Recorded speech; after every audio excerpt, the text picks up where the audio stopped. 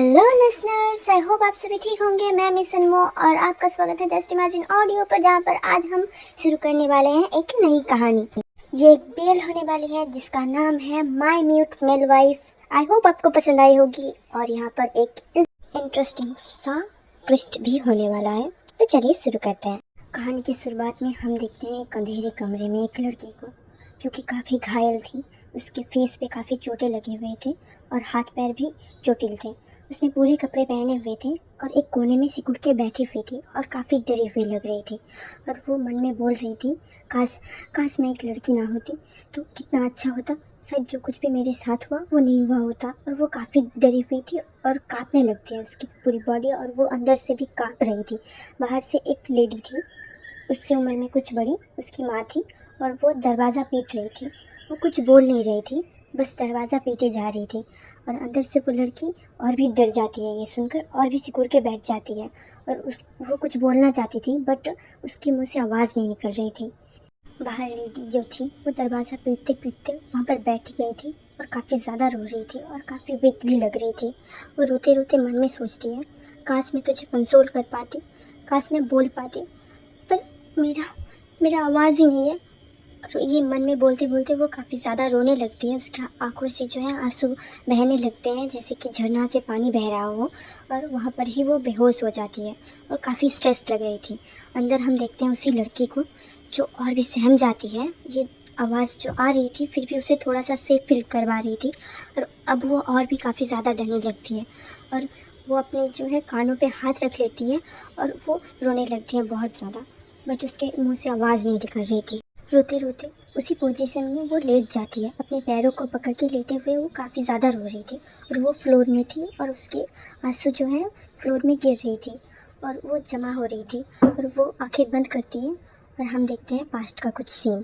काफ़ी रात हो चुकी थी। सुनसान इलाके में वो लड़की जा रही थी अकेले, काफ़ी डरी हुई भी थी।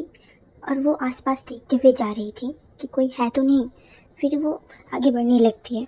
हम देखते हैं कुछ लड़के पास ही में शराब पी रहे थे बैठकर रोड के एक साइड में। उन लड़कों की तरफ जब उसकी नज़र जाती है तब वो काफ़ी ज़्यादा डरने लगती है और आवाज़ ना करते हुए वो आगे बढ़ने लगती है। वो लोग पहले तो ध्यान नहीं देते, पर थोड़ी सी जब आगे बढ़ जाती है लड़की तब उनमें से एक लड़के का ध्यान जाता है उसकी तरफ, क्योंकि वो काफ़ी सुनसान रास्ता था और कोई भी आता जाता नहीं था उस जगह से। और जब एक लड़की दिखती है उन्हें तो वो लोग काफ़ी शॉक हो जाते हैं। पहले तो उन्हें लगता है कि कोई भूत वगैरह है और शराब के नशे पे डुल थे वो चारों। और वो जब दिखती है उनमें से एक को, तब वो बाकियों को बताता है और दिखाता है कि देख वहाँ पर एक लड़की है। वो चारों देखते हैं, पहले वो चारों ही घबरा जाते हैं उसे भूत समझकर, बट फिर एक लड़का देखता है गौर से और बोलता है कि नहीं नहीं, ये कोई भूत नहीं है, एक ये लड़की है। फिर एक दूसरे की दिमाग में कुछ आइडिया आता है और वो बोलता है चल इसके मज़े लेते हैं। फिर वो चारों उठ जाते हैं वहाँ से और वो चारों चार तरफ चले जाते हैं। वो लड़की पीछे मुड़ के नहीं देखती और जल्दी जल्दी आगे बढ़ने लगती हैं। और वो चारों जो है भागकर एक जंगल टाइप इलाका था और जंगल के अंदर से वो लोग जो है उसे घेर लेते हैं। जब चारों तरफ से चार लड़के उसकी तरफ आ रहे थे, उसके हाथों में बुक्स थे, वो गिर जाते हैं और वो काफ़ी ज़्यादा घबरा जाती है। और वो बोलती है कौन हो तुम लोग और मेरे करीब क्यों आ रहे हो। फिर वो चारों उसे नहीं छोड़ते, उसे उठा लेते हैं और जंगल के अंदर ले जाते हैं। एक हट्टा कट्टा नौजवान बंदा उसे कंधे पे उठा के ले जा रहा था। वो हाथ पैर मारने लगती है और चीखने चिल्लाने लगती है और मन में बस यही सोच रही थी कि मैंने ये रास्ता क्यों ही लिया, भगवान जाने मैं जल्दी क्यों नहीं कर पाई, मुझे क्यों लेट हो गया। और वो हाथ पैर पटकने लगती हैं, उसे मारने लगती हैं, उसे पैरों से हाथों से छुड़ाने की कोशिश कर रही थी, उसके जो है कंधे से उतरने की कोशिश कर रही थी, बट कुछ भी नहीं हो पा रहा था उससे। और वो काफ़ी लाचार महसूस कर रही थी। वो बंदा उसे थोड़ी अंदर की तरफ ले जाता है, जंगल की बीचों बीच, फिर उसे पटक देता है। वहाँ पर पत्थर होने की वजह से उसके सर में थोड़ा सा चोट लग जाती है और पीठ में भी लगती है। और वो उठ के भागने की कोशिश कर रही थी, तब दूसरा एक बंदा उसे पकड़ लेता है और फिर से बहुत ज़ोर से नीचे पटकता है, जिससे उसके जो है फोरहेड में चोट लग जाती है और वहाँ से खून आने लगती है।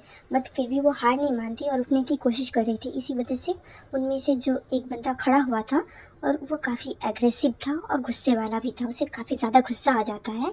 और जब वो भाग रही थी तब और एक बंदा जाता है और सेम उसी तरीके से उसे पटकता है। तब तक वो लड़का अपना बेल्ट निकालता है और उससे काफ़ी ज़्यादा पीटता है।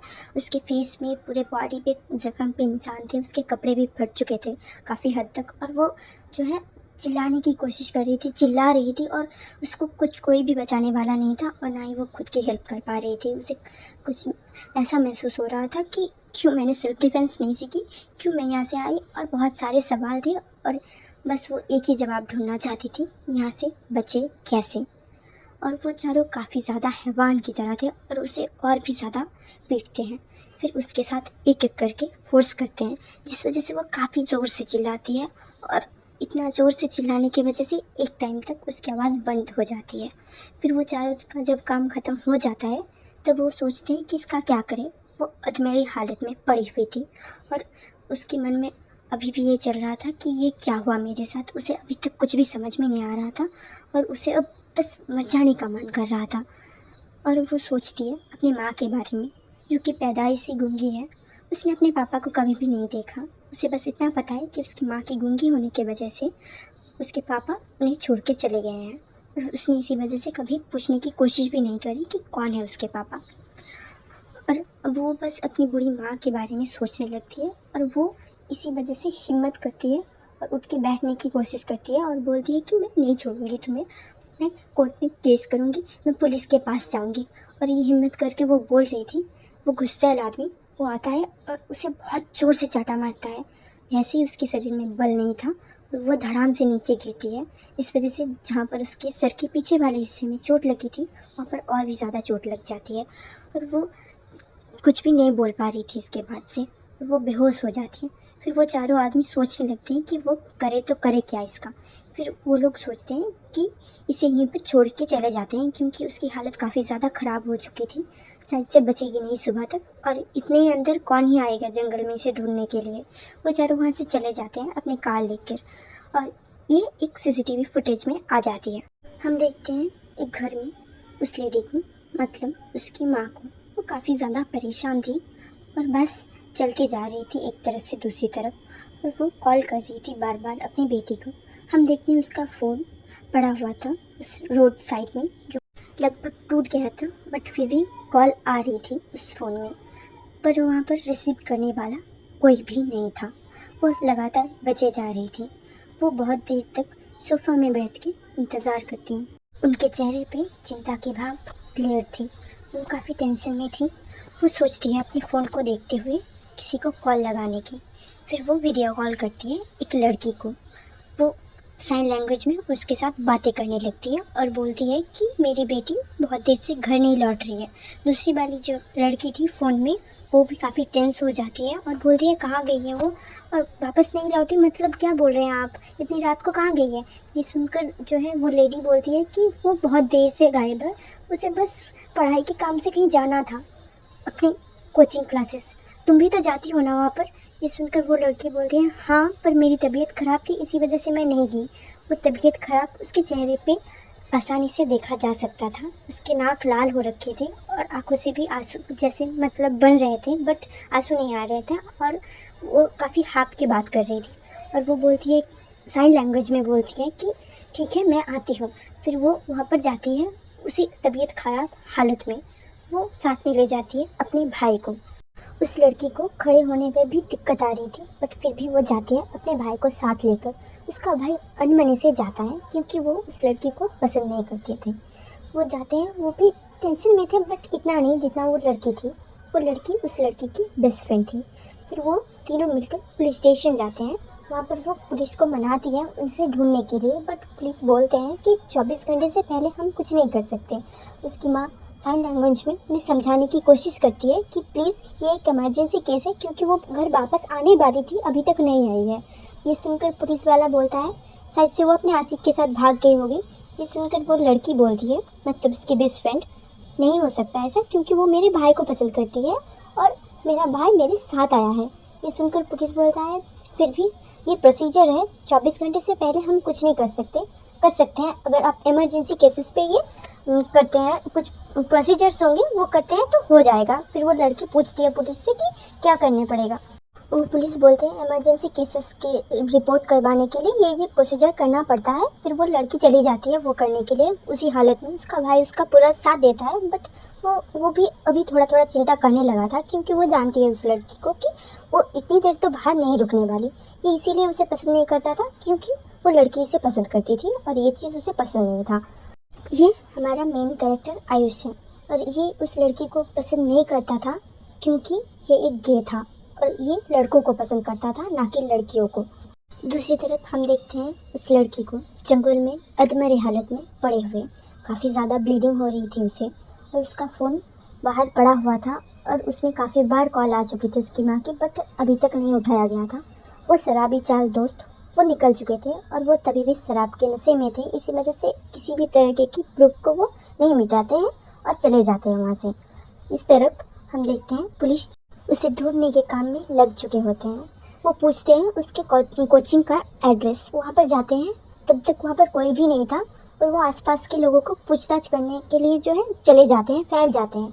एक एक करके लोगों को पूछते हैं। कुछ लोग बोलते हैं हाँ उन्होंने देखा है, किस तरफ गए हैं ये भी बता देते हैं। कुछ लोग नहीं बता पाते।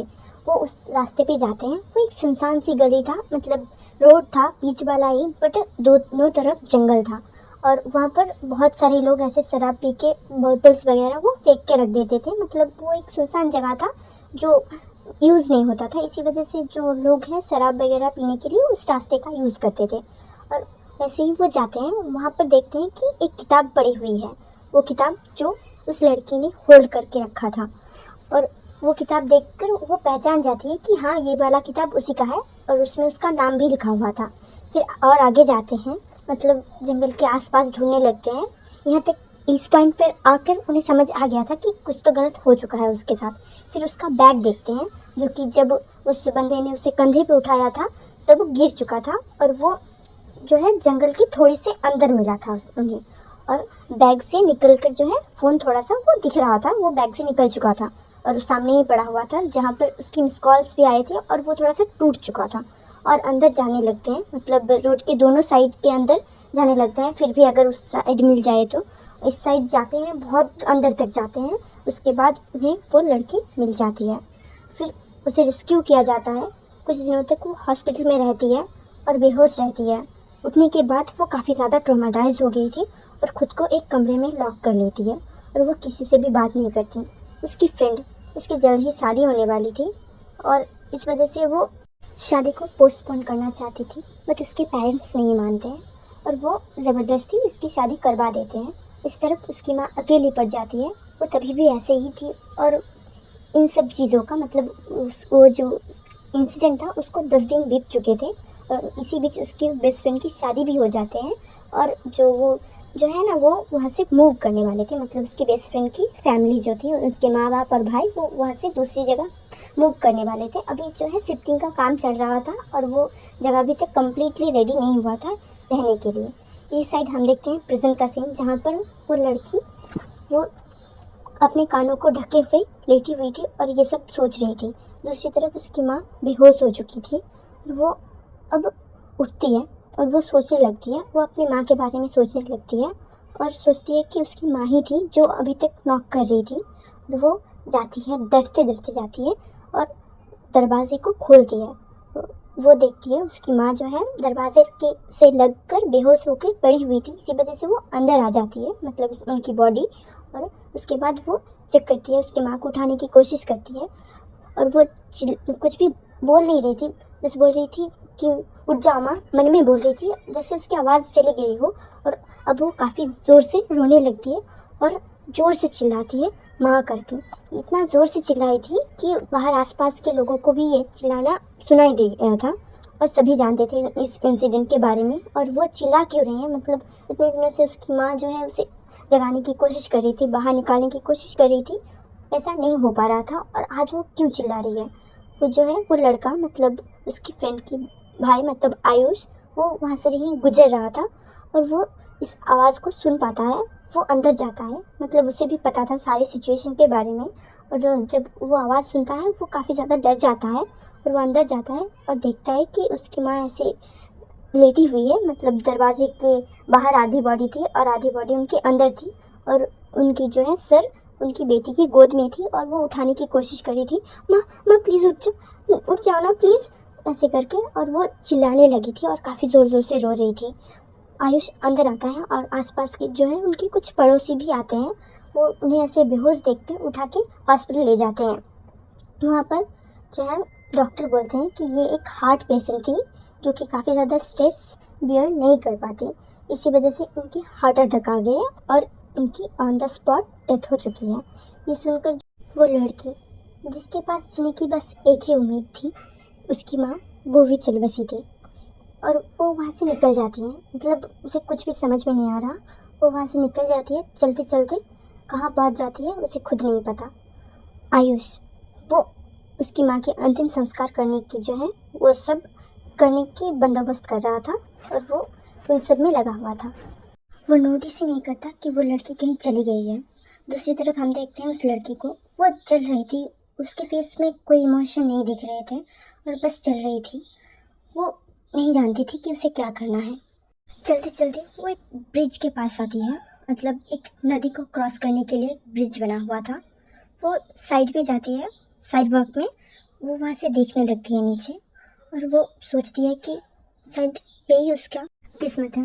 फिर वो जो है रेलिंग्स वगैरह लगे हुए हैं होते हैं ना, उसके ऊपर चढ़ जाती है और वहाँ से कूद जाती है। उसके बाद का सीन हमें दिखाया जाता है। दूसरी तरफ आयुष जो है उसकी माँ के अंतिम संस्कार के सारे विधि जो है वो पालन कर रहा था, जैसा कि घर का बेटा करता है, मतलब सन करते हैं, वैसे ही वो सब कुछ कर रहा था। इवन तो वो नोटिस नहीं करता कि वो लड़की वहाँ पर नहीं है, वो सब कुछ कर देता है। उनका दाह संस्कार वगैरह और कुछ नहीं कर सकता था वो, क्योंकि वो उसका कोई ब्लड रिलेटेड नहीं था। फिर वो ढूंढने लगता है उस लड़की को और उसे नहीं मिलती वो। फिर वो पुलिस के पास जाता है और उसकी मिसिंग कंप्लेन लिखाता है और बोलता है कि वो मेंटली काफ़ी ज़्यादा डिस्टर्ब थी और उसकी माँ की डेथ हो चुकी है। फिर वो उसको ढूंढने में लग जाता है। कुछ दिन बीत जाते हैं, 3 से 4 दिन, फिर भी वो नहीं मिलती है।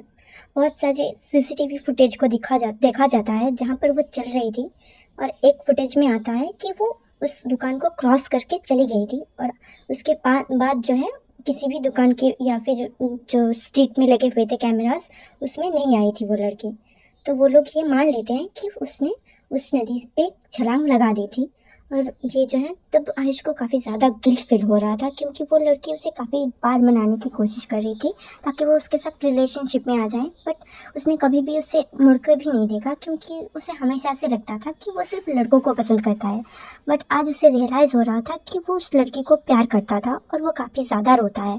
फिर वो चला जाता है वहाँ से। फिर वो जो है शिफ्ट हो जाता है दूसरी जगह। हम देखते हैं आयुष ये सब कहानी एक लड़की को सुना रहा था। वो लड़की बोलती है कि काफ़ी अच्छी कहानी है, और हम देखते हैं कि ये लड़की वही लड़की होती है जिसके साथ ये सब कुछ होता, वो लड़की जिसके साथ ये सब कुछ हुआ था। वो लड़की ये कहानी सुनकर वो बोलती है, पर लव स्टोरी तो तुमने बताई नहीं, ये तो बस क्लाइमैक्स था। ये सुनकर आयुष बोलता है, हाँ लव स्टोरी भी सुननी है तुम्हें, ठीक है मैं किसी दिन सुनाऊंगा तुम्हें। और वो लड़की बोलती है, अच्छा तुम जो है उस लड़की की जगह किसे इमेजिन करते हो? आयुष मन में बोलता है, कृष्णा। और जो है वो लड़की बोलती है, मुझे क्या, कीर्ति को, क्योंकि इस लड़की की नाम कीर्ति थी और उस लड़की की नाम कृष्णा थी। और वो लड़की जो है मन में सोचती है कि ये कहानी तो किसी के साथ मिलती जुलती है, बट वो जो है याद नहीं कर पा रही थी, बट उसे ये काफ़ी जाना पहचाना सा लग रहा था। वो बोलता है कि ठीक है आज चलता हूँ मैं, बाद में मिलेंगे। पर वो लड़की उसे रोकते हुए बोलती है कि क्या सोचा तुमने, हमारी फैमिली चाहती है कि हम दोनों शादी करें, तुम्हारा क्या है, हाँ या ना? इस देखकर वो बोलता है, देखो ये तुम पर है, अगर तुम चाहती हो तो हाँ बोल सकती हो, मेरी तरफ से हाँ है। फिर वो चला जाता है वहाँ से। वो लड़की बोलती है, काफ़ी इंटरेस्टिंग बात है, बट मुझे ऐसा क्यों लगता है कि ये कोई रियल स्टोरी है। आज की कहानी यहाँ पर ही ख़त्म करती हूँ। आई होप आपको पसंद आया होगा। अगर पसंद आया तो प्लीज़ लाइक करना और कमेंट भी करना। आपको अगर कोई भी पार्ट बुरी लगती है तो आप उसको हाईलाइट कर सकते हैं, मैं सुधारने की कोशिश करूँगी। और अगर आपको पसंद आती है तो प्लीज़ एक प्यारा सा कमेंट कर देना, मैं रिक्वेस्ट कर रही हूँ। और मेरी कहानियाँ अगर पसंद आती है तो सब्सक्राइब भी करना चैनल को। Thank you for watching. और हाँ एक बात कि ये एक BL है और ये स्टार्ट होने वाली है, अभी तक फ्री नहीं है मेन कहानी, ये तो बस एक जस्ट स्टार्टिंग फेज़ है।